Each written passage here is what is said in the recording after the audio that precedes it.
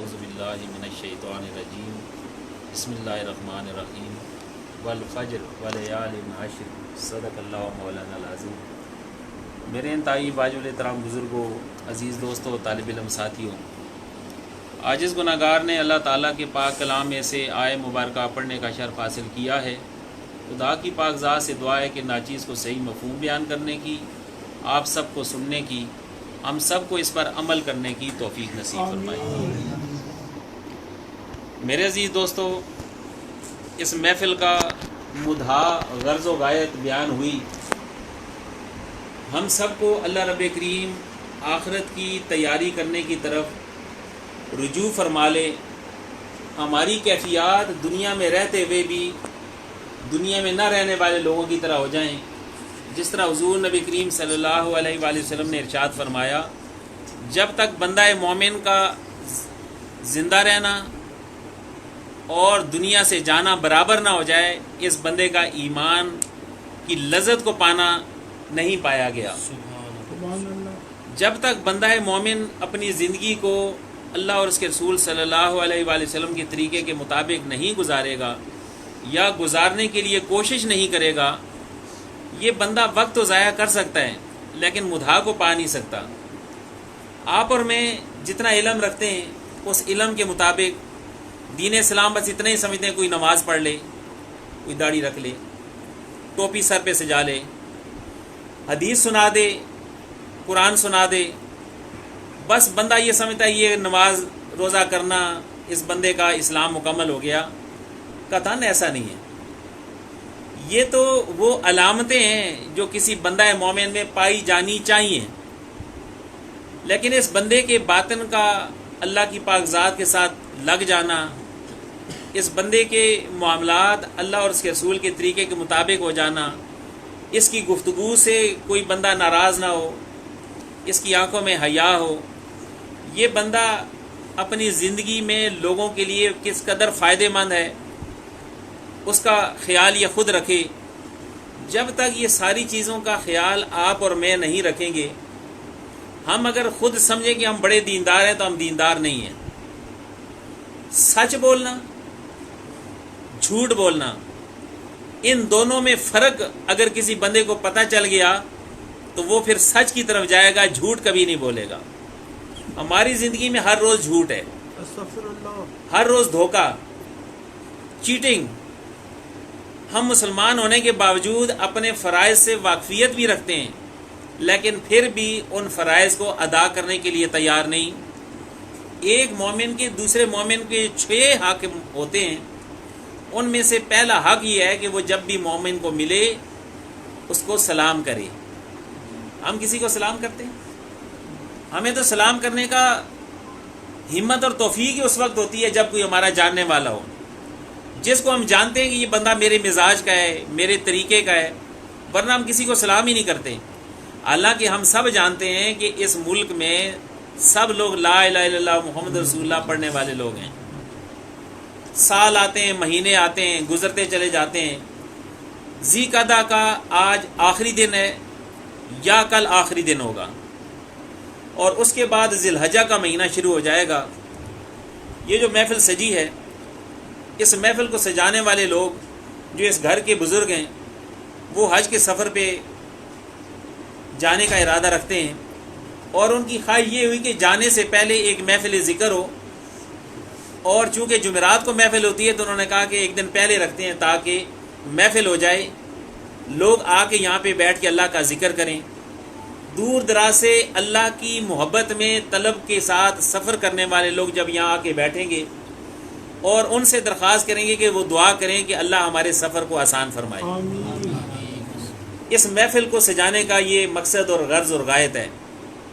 پھر حضور نبی کریم صلی اللہ علیہ وآلہ وسلم نے فرمایا، جب مومن مسلمان دنیا میں کہیں بھی جمع ہو کے اللہ کا ذکر کرتے ہیں اور حلقہ ذکر کو سجاتے ہیں، آسمان والے اس زمین کے ٹکڑے کو ایسے چمکتا دمکتا دیکھتے ہیں جس طرح زمین والے آسمان میں ستاروں کو چمکتا اور دمکتا دیکھتے ہیں۔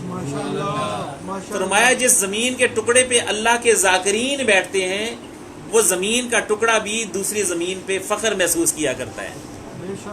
تو کس قدر خوش نصیبی ہمارے ہاتھ آئی ہے کہ ہمیں اللہ رب کریم نے ایسی محفل میں لا کے بٹھا دیا جہاں ہماری توجہ اللہ کا خوف، موت کی یاد، آخرت کی تیاری، اپنی ذات کو سنوارنے کی فکر ایک دوسرے کو بتانے والی یہ مجلس اور محفل ہے، جہاں سے اٹھنے کے بعد جب کبھی فرصت ملے، کبھی تنہائی میں بیٹھے اور بندہ سوچے کہ جو اللہ اور اس کے رسول صلی اللہ علیہ وسلم کے احکامات مجھ پہ لاگو ہوتے ہیں، کیا میں ان پہ عمل کرتا ہوں؟ اگر آپ کو اور مجھے یہ نعمت نصیب ہو گئی، اللہ کا لاکھ شکر ادا کرنا ہے، اور شکرانے کے نفل بھی اگر آپ پڑھیں گے تو فائدے سے خالی نہیں، اور اگر ایسا نہیں ہے تو پھر ہمیں اپنی ذات میں اصلاح کی ضرورت ہے۔ آج ہمارے معاشرے میں جو سب سے بڑا مسئلہ ہے وہ علم کا مسئلہ نہیں ہے۔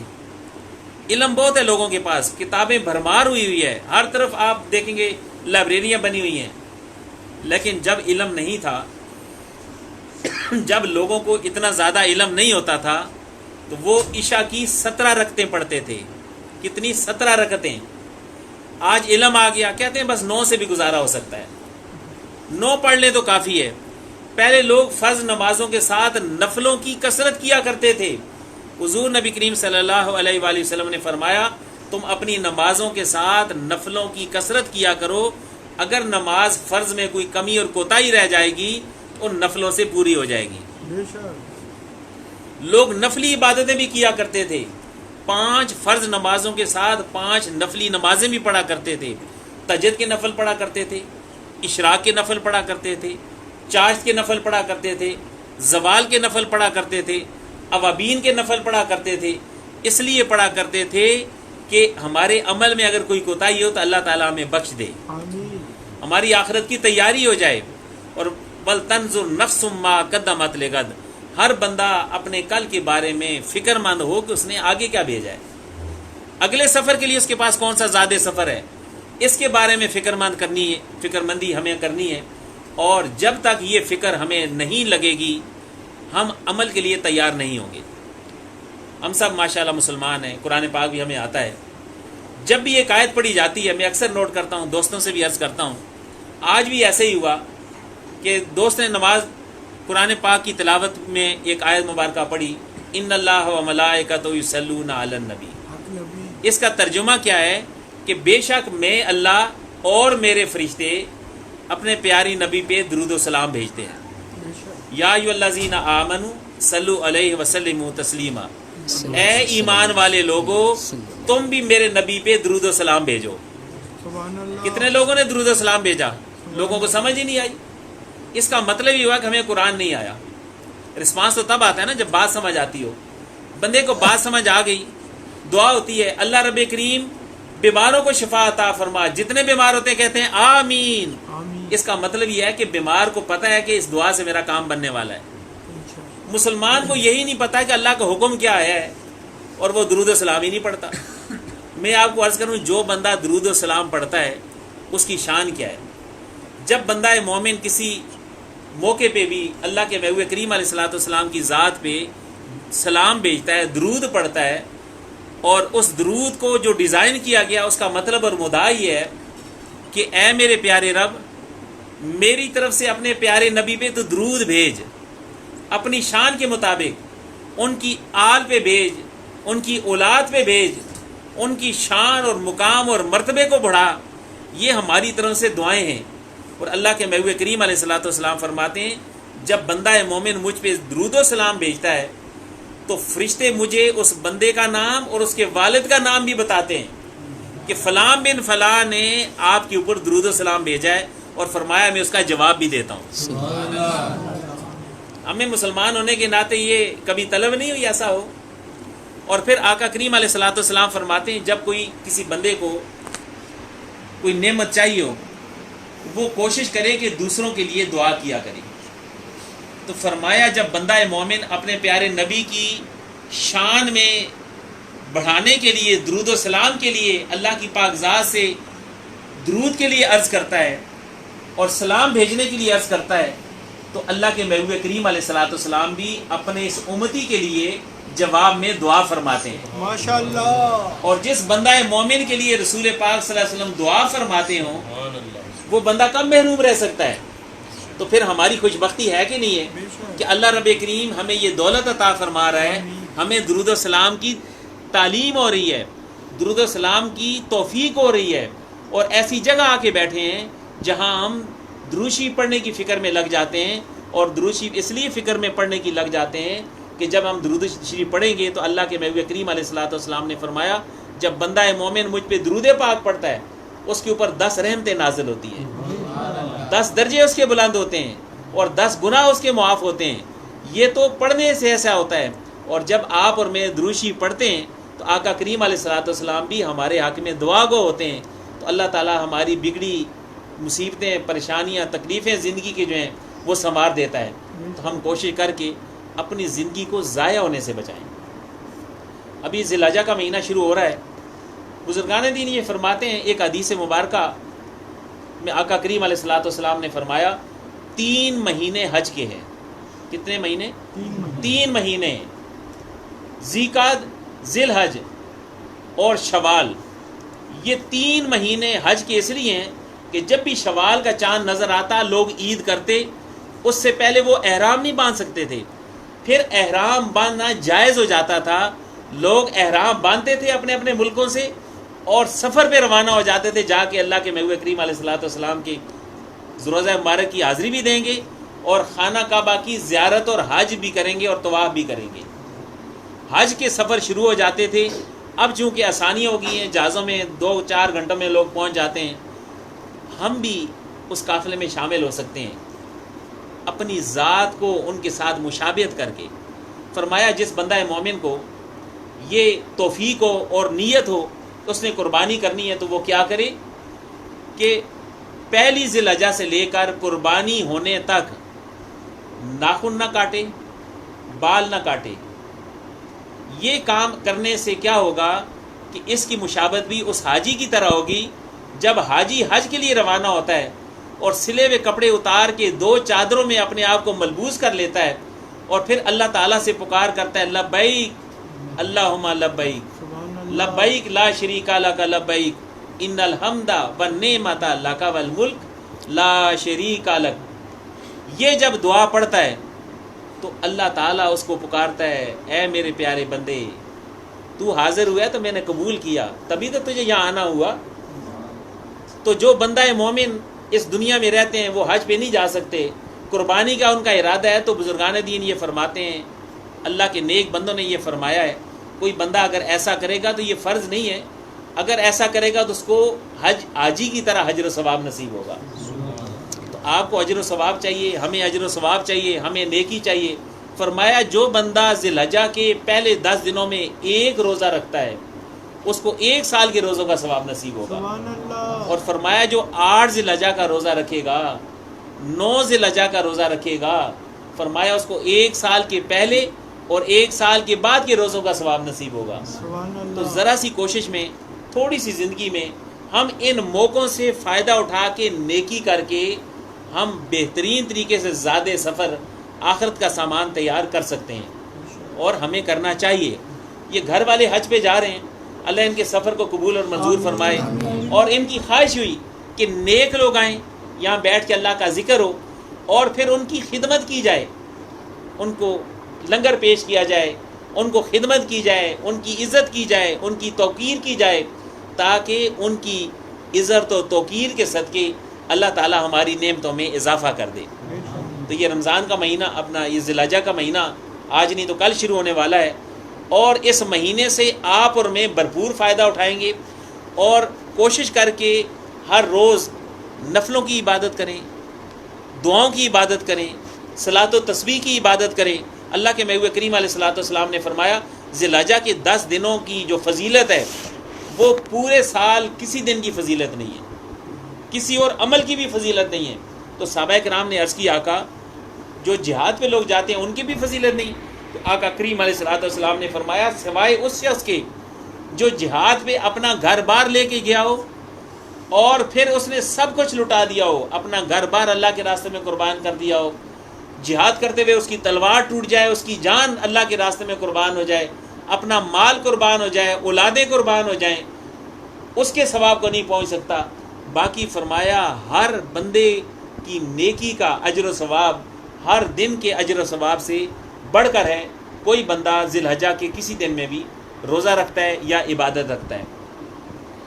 لوگ اعتکاف کرتے ہیں، بات کو مختصر کرنے لگا ہوں، اعتکاف کرتے ہیں، اور اعتکاف اس لیے کیا جاتا ہے کہ رمضان کے آخری 10 دنوں میں لیلۃ القدر کو تلاش کیا جا سکے، سبحان اللہ، اور تاک راتوں میں جس کو نصیب ہو جائے اس کو 83 سال 4 مہینوں کا ثواب نصیب ہوتا ہے، ماشاء اللہ، جس کو نصیب ہو جائے۔ لوگ کوشش کرتے ہیں، محنت کرتے ہیں، اللہ ان کے اجر کو ضائع نہیں فرماتا، لیکن یہاں تو فرمایا یہ جو 10 دن ہیں ان کو ڈھونڈنے کی ضرورت نہیں ہے، یہ ڈھونڈے ڈھونڈائے دن ہیں۔ سبحان اللہ، ان میں آپ عبادت کریں گے قبول ہوگی، دعا کریں گے قبول ہوگی، ذکر کریں گے قبول ہوگا، اللہ کی پاک ذات سے حاجتیں مانگیں گے تو وہ قبول ہوگی۔ اور فرمایا 5 راتیں ایسی ہیں جن راتوں میں کبھی دعا رد نہیں ہوتی، فرمایا ان میں سے 2 عید کی راتیں ہیں۔ یہ جو عید کی رات آتی ہے، جس رات ہم چھوٹی عید پہ تو ہم چاند رات کو چلے جاتے ہیں خرید و فروخت کرنے اور دوسری مصروفیت میں چلے جاتے ہیں، وہ رات ایسی ہوتی ہے، ابھی بھی چاند رات آنے والی ہے جو عید کی 9 ذی الحجہ کی رات ہے، جس دن صبح 10 ہوگی، اس رات میں بھی آپ اور میں تھوڑی سی عبادت کر کے پھر اللہ سے مناجات کریں اور اللہ سے عرضیں کریں جو جو ہماری طلبیں ہیں، جو جو ہماری ضرورتیں ہیں، اولاد کے لیے، کاروبار کے لیے، دنیا کی، آخرت کی بھلائیوں کی، دین کی، دنیا کی بھلائیوں کے لیے جو بندہ دعا کرتا ہے، اللہ تعالیٰ اس کو دعا کو قبول فرماتا ہے۔ تو پھر ہم کوشش کریں، ابھی ہمارے سامنے یہ دن آ رہے ہیں، ان دنوں میں ہم باوضو رہیں، درود شریف کی کثرت کریں، اور کوشش کر کے اپنی زبان سے بھی کسی کو نقصان نہ پہنچائیں، اپنے ہاتھ سے بھی کسی کو نقصان نہ پہنچائیں، اپنے دل کو بھی ہم نے سنبھالنا ہے، اور دل کے لیے جس طرح مفتی صاحب نے ہمیں بتایا ہے، اس دل کے ذکر کو آج ہم نے سیکھنا ہے، جنہوں نے سیکھا ہے ان کو یاد کرانا ہے، اور وہ ذکر دل کا آپ اور میں جب کریں گے تو اللہ کی پاک ذات کے نام کی برکت سے ہمارے دلوں میں روشنیاں پھوٹیں گی۔ یہ وہ نام ہے، اس نام سے چمکا سورج، اس نام سے چمکا تارا، میرا نام کرے گا روشن، 2 جگ میں نام تمہارا۔ سبحان اللہ، بس یہ وہ ذکر ہے، اس کے لیے اللہ کے محبوب کریم علیہ الصلوۃ والسلام کی حدیث مبارکہ ہے۔ اللہ کے رسول صلی اللہ علیہ وآلہ وسلم نے ارشاد فرمایا، الشیطان جاسم علی قلب ابن آدم، کوئی بھی ابن آدم ہے اس کے دل کے اوپر شیطان چمٹا ہوتا ہے۔ فاذا ذکر اللہ تعالیٰ، جب وہ ذکر کرتا ہے خانہ سا یہ دفع ہو جاتا ہے، بھاگ جاتا ہے۔ فاذا غفل وسوسہ، جب بھی غفلت ہوتی ہے پھر گندے خیال ڈالنا شروع کر دیتا ہے۔ اس دل کی دنیا کو آباد کرنے کے لیے، اس دل کی زبان کو کھولنے کے لیے، دل کو جاری کرنے کے لیے، دل کو اللہ کا ذاکر بنانے کے لیے اللہ کا ذکر ہوتا ہے۔ اللہ کا ذکر 2 طرح سے ہوتا ہے، ایک ہوتا ہے ذکر زبانی، دوسرا ہوتا ہے ذکر قلبی۔ آپ زبان سے سبحان اللہ پڑھیں، کلمہ پاک پڑھیں، درود پاک پڑھیں، اللہ اللہ کریں، قرآن مجید کی تلاوت کریں، یہ سب زبانی ذکر ہیں۔ اس کے علاوہ ذکر ہوتا ہے جس کو ذکر قلبی کہا جاتا ہے۔ حضور نبی کریم صلی اللہ علیہ وسلم نے فرمایا ذکر زبانی سے ذکر قلبی 70 گنا زیادہ شان رکھتا ہے۔ جتنے اللہ کے ولی بنے، اللہ کے دوست بنے، خدا کے مقرب بندے بنے، اسی ذکر سے بنے ہیں۔ یہ دل کا ذکر بغیر اجازت کے حاصل نہیں ہوتا، اس کی اجازت میرے مرشد کریم دیتے ہیں۔ آپ سلسلہ عالیہ نقشبندیہ کے بزرگ ہیں، حضرت صاحب نے فقیر کی ڈیوٹی لگائی، دور دراز علاقے میں لوگ رہتے ہیں، اس کی طلب رکھتے ہیں، تمنا رکھتے ہیں، ان کو ذکر کی اجازت دے دی جائے، طریقہ سمجھا دیا جائے، اس طریقے پہ آپ ذکر کریں گے، خود دیکھیں گے زبان سے باتیں، دل بولے گا اللہ اللہ اللہ۔ آپ سوئے ہوں گے، آنکھوں کو نیند، دل تو پکارتا ہے اللہ اللہ اللہ۔ اسے کہتے ہیں اللہ کا ولی۔ یہ شان رب آپ کو عطا کر دے گا۔ ایک دوست یہاں پہ آ جائیں گے، میں ان کو دل کے ذکر کی اجازت دے دوں گا، باقی سب دیکھ لیں گے، پھر میں 2-4 منٹ میں طریقہ عرض کر دیتا ہوں، اور اس کے بعد پھر بات کو مکمل کرتے ہیں۔ بیٹے کھڑے ہو جائیں، بس کھڑے ہو جائیں۔ یہ دیکھیں، یہ دل کی جگہ اللہ تعالیٰ کی محبت اور معرفت کا مقام ہے۔ ہر وقت یہاں پہ خیال رکھیں گے، میرا دل بولتا ہے اللہ اللہ اللہ۔ تشریف مرد عورت کوئی بھی ہو، اس کے بائیں طرف، الٹی طرف، کھبی طرف، پسلیوں میں، پستان سے 2 انگلی نیچے پہلو کی طرف، یہ دل کی جگہ ہے، اللہ تعالیٰ کی محبت اور معرفت کا مقام ہے۔ ہر وقت یہاں پہ خیال رکھیں گے، میرا دل بولتا ہے اللہ اللہ اللہ۔ آپ سب کو اس کی اجازت ہو گئی ہے۔ یہ اجازت کیا چیز ہے؟ حضرت باجلی بستامی رحمۃ اللہ تعالیٰ علیہ فرماتے ہیں، جس بندہ مومن کو دل کے ذکر کی اجازت مل جائے، پھر وہ ذکر کر لیں، اس کے دنیا کے کام خود بخود اللہ تعالیٰ فرما دیتا ہے. بے شک سبحان اللہ. ہم بھی تو چاہتے ہیں ہمارے کام ہوں، بس آپ کو یہ ذکر کرنا پڑے گا. کتنا آسان طریقہ ہے. ہر وقت اٹھتے بیٹھتے، چلتے پھرتے، کھاتے پیتے، سوتے جاگتے، پڑھتے پڑھاتے، اپنا خیال، اپنا تصور، اپنا گمان دل کے مقام پہ خیال کریں. میرا دل بولتا ہے اللہ اللہ اللہ اللہ. زبانی ذکر سے آپ کو منع نہیں ہے. آپ زبان سے سبحان اللہ پڑھیں، کلمہ پاک پڑھیں، درود پاک پڑھیں، اللہ اللہ کریں، قرآن مجید کی تلاوت کریں. جو بھی زبانی ذکر آپ کریں گے وہ آپ کو منع نہیں ہے. یہ دل کا ذکر، گمان، خیال، تصور دل کے مقام پہ دل کرتا ہے آپ سنیں. دل بولتا ہے اللہ اللہ اللہ اللہ. پھر عرض کرتا ہوں، صحیح سمجھیں گے تو صحیح کر سکیں گے، صحیح کریں گے تو فائدہ ہوگا. گرمی کا موسم ہے، پیاس لگ جائے، بندہ منہ سے پانی پانی پانی ایسے نہیں کرتا. دل میں خیال ہوتا ہے مجھے کہیں پانی مل جائے تو میں پانی پی لوں. آپ منہ سے نہیں بولتے، دل میں خیال ہوتا ہے. بالکل ایسے ہی آپ سمجھیں یہ دل نہیں، یہ طوطا، اس کی میٹھی بولی، یہ کیا بولتا ہے؟ یہ تو بولتا ہے اللہ اللہ اللہ. اور آپ اس کو سنتے رہیں. بس یہی وہ ذکر ہے جس ذکر کے کرنے سے ہوتا کیا ہے. حضرت سلطان بخش رحمۃ اللہ تعالیٰ علیہ نے فرمایا الف اللہ چمبے دی بوٹی مرشد من میں چلائی ہو. سبحان اللہ. چمبے کہتے ہیں خوشبو والی بوٹی. الف اللہ خوشبو والی بوٹی مرشد نے من میں لگا دی. پھر ہوا کیا؟ نفی اسباد دا پانی ملیا ہر رگے ہر جائی ہو. فرمایا گندے کام میں نے سارے چھوڑ دیے، نفی کے کام میں نے سب چھوڑ دیے اور اچھے کام میں نے سارے شروع کر دیے. میں ذکر کرنے لگا، میں نماز پڑھنے لگا، میں وضو میں رہنے لگا، میں میٹھی بات کرنے لگا، لوگوں کا خیال رکھنے لگا، بڑوں کا ادب کرنے لگا، چھوٹوں پہ شفقت کرنے لگا، کمزوروں کی مدد کرنے لگا. فرمایا اندر بوٹی مشک مچایا جد پھلڑتے آئی ہوں. فرمایا جب بندہ نفی کے کام چھوڑ دیتا ہے، بری باتیں چھوڑ دیتا ہے، گندی عادتیں چھوڑ دیتا ہے، اچھی عادتیں اپنا لیتا ہے، سنتوں کے مطابق زندگی گزارنا شروع کر دیتا ہے، تو فرمایا اندر بوٹی مشک مچایا جد پھلڑتے آئی ہوں. فرمایا پھر اس بوٹی کا اندر شور مچتا ہے، خوشبوئیں آتی ہیں. اور خوشبوئیں کیا آتی ہیں؟ اخلاق نبی کی خوشبو آتی ہے، پیار محبت کی خوشبو آتی ہے. پھر ہمارا کہنا نہیں ہوتا، پھر لوگ کہتے ہیں اللہ مبارک کرے اس بچے کو ان والدین کے لیے جن کو اللہ نے یہ بچہ عطا کیا. اتنا پیارا آدمی، اتنا خوبصورت آدمی، اتنا خوش اخلاق آدمی، اتنی محبت سے بات کرنے والا آدمی، ایسا عاجزی انکساری والا آدمی، ایسا درویش، ایسا فقیر. لوگ اس بچے کی تعریف کرتے ہیں. اللہ تعالیٰ اس تعریف کے صدقے ان کے والدین کے درجات کی بلندی عطا فرما دے. آپ کی اور میری خوش نصیبی ہے. اللہ والوں نے ہم تک یہ پیغام پہنچایا، ہم نے آپ تک پہنچا دیا. آپ پھر آگے پہنچانا شروع کریں گے انشاءاللہ تعالیٰ. پھر آپ دیکھیں گے کہ یہ نوراً علی نور بنتا کیسے ہے. ایک چراغ سے دوسرا جلے گا، دوسرے سے تیسرا جلے گا. ہم سب کے آنے کا مقصد دنیا میں موت آنے سے پہلے اس کی تیاری ہے. ہم سب نے جنت میں جانا ہے. جس جنت سے آدم علیہ السلام دنیا میں تشریف لائے تھے، اب اس جنت میں جانے کے لیے بندے کو صاف کرنا ہوگا، اپنے آپ کو پاک کرنا ہوگا، اپنے آپ کو گناہوں کی دلدل سے نکلنا ہوگا، استغفار پڑھنا ہوگا، توبہ کرنی ہوگی. پھر اس سفر پہ روانہ ہوگا. زیادہ سفر بھی ساتھ ہوگا. اللہ تعالیٰ اس کو جنت میں روانہ کر دے گا، جنت میں داخل فرما دے گا. اور حضور نبی کریم صلی اللہ علیہ وآلہ وسلم نے فرمایا قیامت کا دن ہوگا، اعمال تول رہے ہوں گے. آدم علیہ السلام آواز دیں گے یا محمدہ. فرماتے ہیں میں بھاگے ہوئے جاؤں گا اور میں پوچھوں گا کہ کیا ہوا. تو آدم علیہ السلام فرمائیں گے کہ آپ کی اس امتی کو فرشتے جہنم میں لے کے جا رہے ہیں، آپ اس کے بارے میں کچھ فرمائیں. آقا کریم علیہ الصلوۃ والسلام فرماتے کہ میں آگے بڑھ کے روکوں گا ان فرشتوں کو بھی اور اس امتی کو بھی. فرشتے عرض کریں گے کہ اللہ کے نبی اس کے نامہ اعمال تولے گئے، اس کی نیکیاں کم اور گناہ زیادہ تھے، اللہ تعالیٰ کی طرف سے حکم ہو گیا اس کو اب جہنم میں لے کے جا رہے ہیں، تو ہم وہاں لے کے جا رہے ہیں. تو رسول پاک صلی اللہ علیہ وسلم فرماتے ہیں کہ میں کہوں گا اے اللہ کے فرشتوں اس کے اعمال میرے سامنے دوبارہ تولو. اگر اس کی نیکیاں کم ہوئیں اور گناہ زیادہ ہوئے تو اس کو بے شک جہنم میں لے جانا. پھر جب میزان لگے گا اس کے اعمال تلیں گے، نیکیاں کم ہوں گی، گناہ زیادہ ہوں گے. آقا کریم علیہ الصلوۃ والسلام فرماتے ہیں میں اپنی جیب سے ایک پرچی نکالوں گا اور نکال کے اس کے نیکی والے پلڑے میں رکھوں گا. وہ پلڑا اب بھاری ہو جائے گا، اب فیصلہ بھی بدل جائے گا. سبحان اللہ. اب اجازت ہوگی کہ اس کو جنت میں بھیج دیا جائے.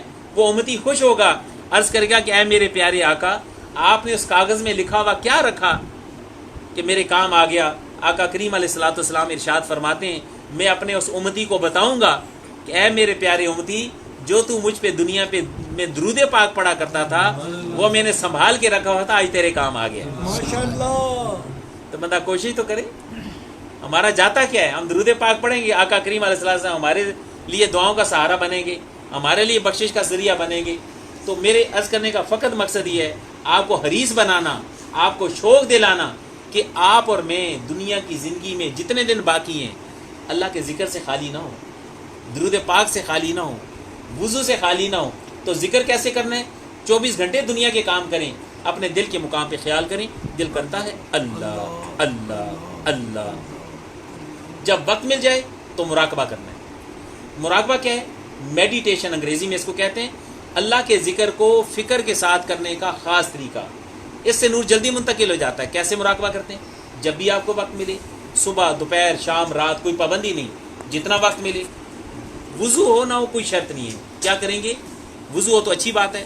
اللہ کے رسول صلی اللہ علیہ وسلم نے فرمایا جو بندہ وضو میں رہنے کا عادی ہو جاتا ہے اللہ تعالیٰ کی سمندر کی مچھلیاں اس کے لیے بخشش کی دعائیں کرتی ہیں۔ سبحان اللہ۔ فرمایا جو بندہ وضو میں رہتا ہے اللہ تعالیٰ اس کے رزق میں اضافہ کر دیتا ہے۔ ماشاءاللہ۔ جو بندہ وضو میں رہتا ہے فرشتے اس کے ساتھ چلتے پھرتے مصافحہ کیا کرتے ہیں۔ فرمایا جو بندہ وضو میں رہتا ہے اللہ اس کی عزت میں اضافہ کر دیتا ہے۔ سبحان اللہ۔ کوشش کریں، وضو ہو نہ ہو کوئی شرط نہیں ہے۔ مراقبہ کیسے کرنا ہے؟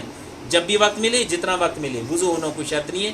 آنکھیں بند، منہ پہ کپڑا، گناہوں سے توبہ، آج تک جو گناہ کیے، جان کے، بھول کے، چھپ کے، ظاہراً، بچپن میں، جوانی میں، اے رب کریم تیری پکڑ بڑی سخت ہے، میں کمزور، میں ضعیف، میں ناتواں، میں تیرا عذاب برداشت نہیں کر سکتا۔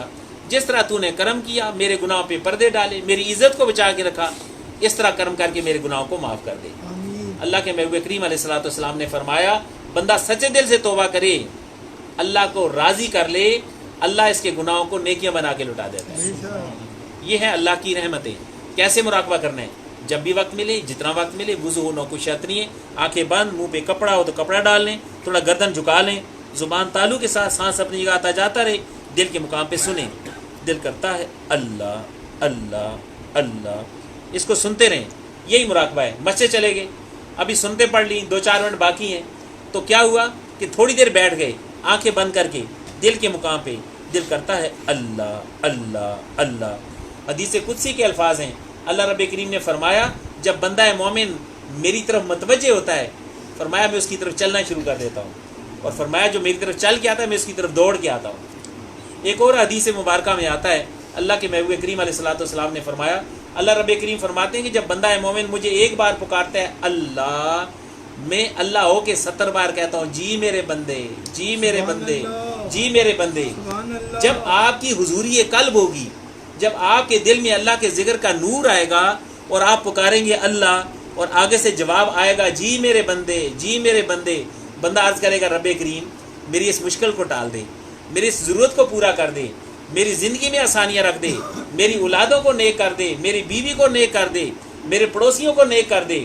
تو اس کے ارد گرد جتنے لوگ بھی ہیں اللہ ان کو نیک بنا دے گا، تو اس کی نیکی بچی رہے گی۔ یہ بات میں نے اپنی طرف سے نہیں کی، حضرت داتا گنج بخش رحمۃ اللہ تعالیٰ علیہ فرماتے ہیں کشف المعجوب میں، فرماتے ہیں میں طواف کعبہ میں مصروف تھا حج کے دوران، ایک نوجوان کو میں نے دیکھا وہ دعائیں کرتا ہے، رب کریم میرے رشتہ داروں کو نیک کر دے، میرے گھر والوں کو نیک کر دے، میرے پڑوسیوں کو نیک کر دے، میرے دوستوں کو نیک کر دے۔ تو جب طواف مکمل ہوا تو میں نے ان سے پوچھا اے نوجوان، یہاں تو لوگ اپنی بخشش مانگنے آتے ہیں، تو سارے زمانے کی بخشش مانگنے پہ لگا ہوا تھا۔ اس نے عرض کی کہ حضرت یہاں تو اللہ سب کو بخش ہی دے گا، میری نیکی بچے گی اس وقت جب میں واپس جاؤں گا تو میرے رشتہ دار نیک ہوں گے، میرے دوست نیک ہوں گے، میرے پڑوسی نیک ہوں گے۔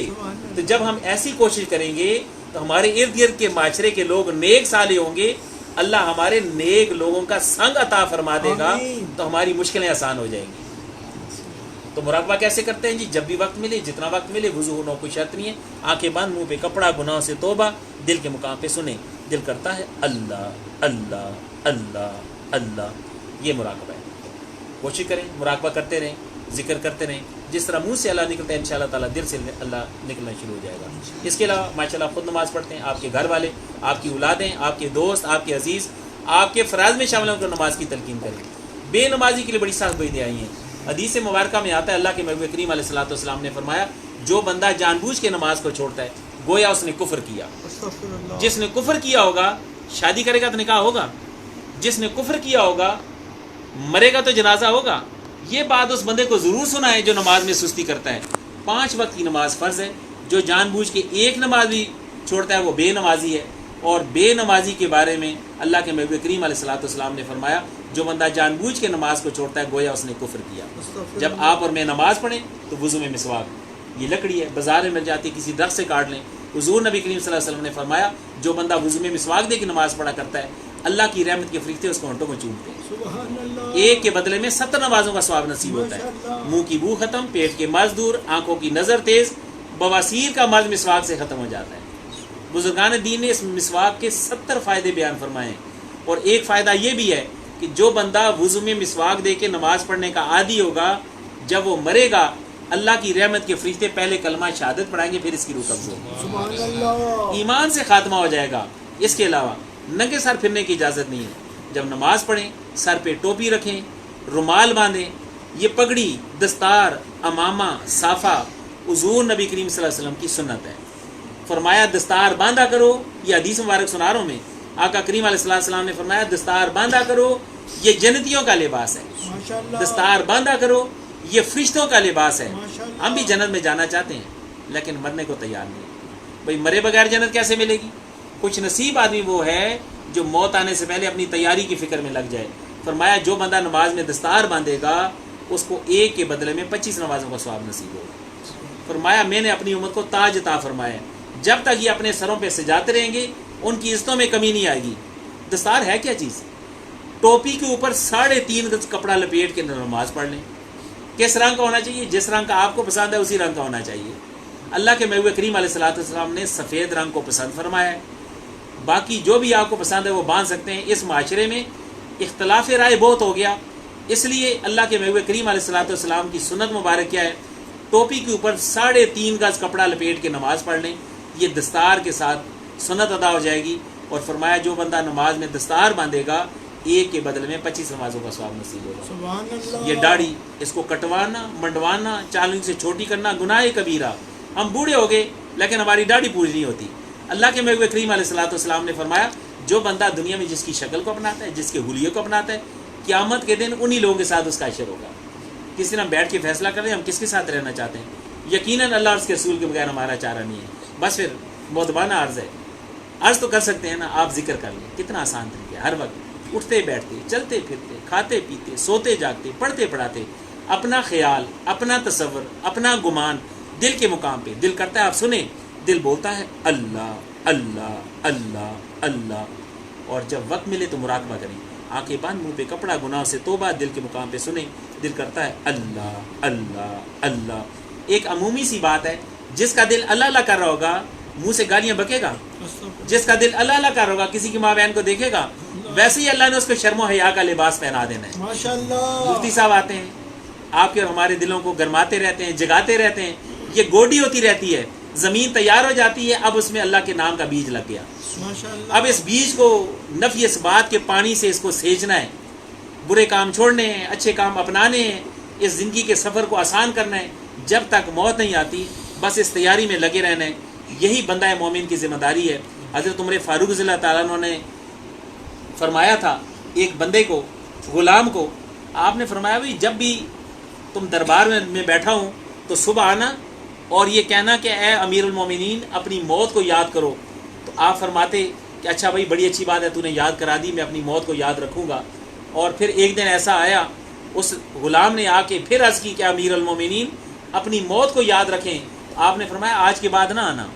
عرض کی حضور کیا کہنے میں فرق ہے, کوئی لہجہ پسند نہیں آیا, طریقہ صحیح نہیں تھا. آپ نے فرمایا سب ٹھیک تھا, آج سے پہلے تو کہتا تھا مجھے یاد آ جاتا تھا, لیکن اب میری داڑھی میں بال سفید آ گیا ہے, اب مجھے یہی یاد کراتا رہے گا کہ اب تجھے مرنا ہے, اب تجھے موت آنے والی ہے, اب تیری تیاری ہونی چاہیے, تیری اب فکر اس طرف لگ جائے. اور یہ پیغامات ہیں, داڑھی کا سفید ہو جانا, کمر کا جھک جانا, نظروں کا کمزور ہو جانا, دانتوں کا گر جانا, کمزوری پیدا ہو جانا. لوگ جوانی میں لمبے لمبے سجدوں والے نفل پڑھا کرتے تھے. اور ایک واقعہ میں نے حضرت امام اعظم ابو حنیفہ رحمۃ اللہ تعالیٰ علیہ کا پڑھا. آپ فرماتے ہیں کہ آپ جس مسجد میں نماز تہجد کے نفل پڑھنے کے لیے جایا کرتے تھے، آپ نے اس قدر لمبی تہجد کی رکعتوں میں سجدے فرمائے کہ وہ خادم جو مسجد کا تھا اس نے کہا کافی ٹائم ہے، اپنے نفل پڑھ کے وہ حجرے میں جا کے لیٹ گیا، لیکن جب واپس آیا کافی دیر کے بعد کہ میں اب اذان دینے لگا ہوں، اس وقت بھی امام صاحب سجدے میں تھے۔ سبحان اللہ، کس قدر مشقتوں والی زندگی ان کی تھی۔ آج نوجوان بھی بیٹھ کے نفل پڑھتے ہیں۔ استغفر اللہ۔ بھائی آپ معذور ہیں، نعوذ باللہ، آپ کوئی تنگی ہے، کوئی مسئلہ ہے، کھڑے ہو کے پڑھیں، فیشن بن گیا ہے۔ تو آج کے دور کا مسئلہ لا علمی نہیں ہے، جہالت نہیں ہے، آج کے دور کا مسئلہ ہی علم ہے۔ وہ کہتا ہے ایسے بھی ہو سکتا ہے، عصر کی 8 رکعتیں نہیں پڑھتا، وہ 4 ہی پڑھتا ہے، نہیں بس 4 بھی ہو سکتی ہے، بغیر ٹوپی کی بھی نماز ہو سکتی ہے، ننگے سر بھی ہو سکتی ہے، کپڑے اتار کے بھی ہو سکتی ہے، یا ناف سے لے کر گھٹنوں تک اگر آپ ڈھانپ لیں، یہ ستر عورت ہے مرد کا، اگر آپ اس کو ڈھانپ کے نماز پڑھیں گے تب بھی ہو سکتی ہے۔ لیکن جب ہمارے ہاں شادیاں ہوتی ہیں ہم تو پھر کمپرومائز نہیں کرتے، ہم کھانے میں کمپرومائز نہیں کرتے، ہم لباس میں کمپرومائز نہیں کرتے، پھر ایک سے ایک چیز خرچہ کرتے پھرتے ہیں۔ لیکن جب اللہ اور اس کے رسول کی بات آتی ہے تو یہ تو چونکہ پیار کرنے والی ذاتیں ہیں، مفت میں نوازنے والی ذاتیں ہیں، ہمیں قدر ہی نہیں ہوتی۔ تو کہ اس محفل میں آپ اور میں کوشش کر کے آنے والے وقت کے لیے اپنے آپ کو اس بات کے لیے تیار کریں، ہم اپنے گناہوں سے توبہ مانگیں گے، ہر گناہ کو ہم چھوڑنے کی کوشش کریں گے، ہر نیکی کو اپنانے کی کوشش کریں گے۔ اگر کہیں کوئی بات نہ سمجھ آتی ہو تو آپ اور میں کبھی چھٹا کلمہ یاد کر لیں، اس کا ترجمہ پڑھ لیں، اس میں اس بات کا اقرار ہوتا ہے اللہ کی پاک ذات کے سامنے، اے میرے پیارے رب، میں سارے گناہوں سے توبہ کرتا ہوں، میں چگلی سے، میں غیبت سے، میں بہتان سے اور تمام گناہوں سے میں توبہ کرتا ہوں، اور آخر میں یہ کہتا ہوں اقول لا الہ الا اللہ محمد رسول اللہ۔ اگر آپ اور میں ایسا کریں گے تو ہماری زندگی میں بہاریں آ جائیں گی۔ اللہ کی پاک ذات سے دعا ہے کہ ہمیں عمل کی توفیق نصیب فرمائے اور ہمارے حالوں پہ رحم و کرم فرمائے۔ دعا کرتے ہیں اللہم صلی اللہ علیہ وسلم وعلی آل سیدنا مولانا محمد مبارک وسلم۔ رب کریم اس محفل کو جس مقصد کے لیے سجایا گیا اپنی بارگاہ میں قبول و منظور فرما، گھر والوں کے لیے خیر و برکتیں نصیب فرما، آپ کے سفر کو اپنے لیے آسانی اور رحمتوں کا ذریعہ بنا۔ اللہ رب کریم ان لوگوں کی بات ان کے سفروں میں آسانی عطا فرما۔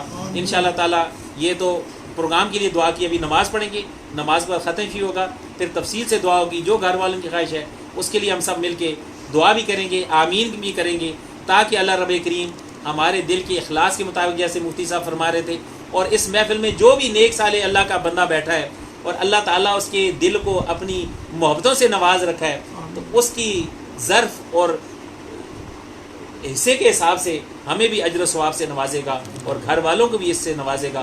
اللہ رب کی ہماری مشکلوں کو آسان فرما، ان محفلوں میں ہمیں آتے جاتے رہنے کی توفیق نصیب فرما، ہمیں اپنے بچوں کو بھی یہاں لانے کی توفیق نصیب فرما، تاکہ اللہ رب کی ہمارے بچے نیک صالح ہو جائیں، ہمارے دوست نیک صالح ہو جائیں، ہماری مشکلیں آسان ہوں، ہماری دنیا کی زندگی میں آسانیاں ہوں، ہمیں آخرت کی زندگی میں آسانی ہو۔ اللہم انی اسألک المعافات فی الدنیا والآخرہ، صلی اللہ تعالی علی خیر خلقہ محمد وآلہ وصحبہ اجمعین۔ ابھی ہم نماز پڑھتے ہیں، جن دوستوں کا وضو نہیں ہے وضو فرما لیں، اور اس کے بعد